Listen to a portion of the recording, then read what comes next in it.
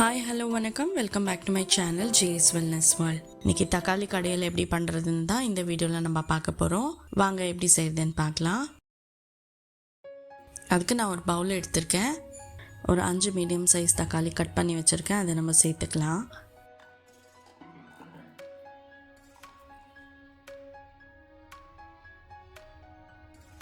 ஒரு 10 பல் பூண்டு சேர்த்துக்கோங்க. ஒரு 3 பச்சை மிளகாய் சேர்த்துக்கோங்க. உருளைக்கிழங்கு பொடியாக கட் பண்ணி வச்சுருக்கேன், அதை சேர்த்துக்கலாம்.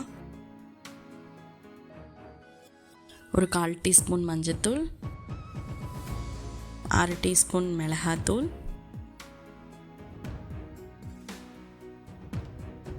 ஒரு 10லேருந்து 12 சின்ன வெங்காயம் சேர்த்துக்கிறேன். இந்த இன்க்ரீடியன்ஸ் எல்லாம் நீங்கள் டைரெக்டாக குக்கர்லேயே ஆட் பண்ணிக்கலாம். நல்லா ஒரு 2 கப் தண்ணி விட்டு ப்ரெஷர் குக்கரில் 2 விசில் விட்டு எடுத்துக்கலாம். கொஞ்சமாக கொத்தமல்லி சேர்த்துக்கோங்க.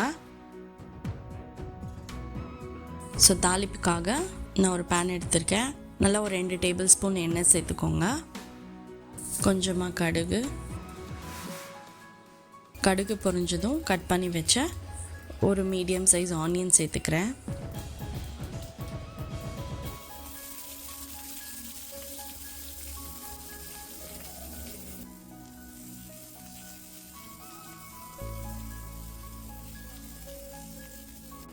கொஞ்சமாக வரமிளகாய், கருவேப்பிலை சேர்த்துக்கலாம்.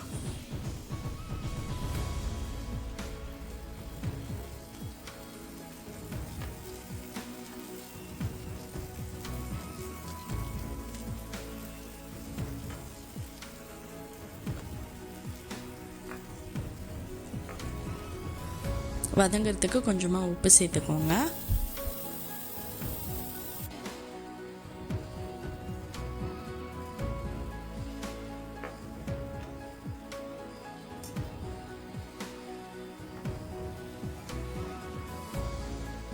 நல்லா கோல்டன் ப்ரௌன் ஆயிடுச்சு.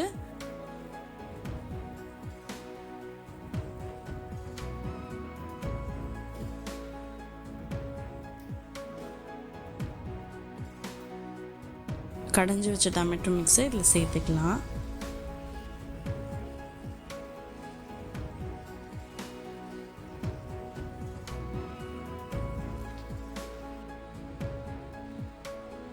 ரொம்பவே சூப்பரான தக்காளி கடையல் ரெடி ஆகிடுச்சு.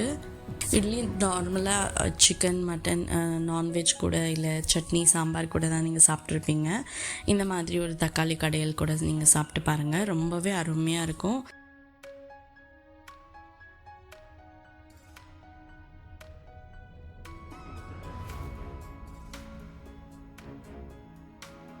தேங்க்யூ ஃபார் வாட்சிங். இன்னொரு வீடியோவில் உங்களை சந்திக்கிறேன்.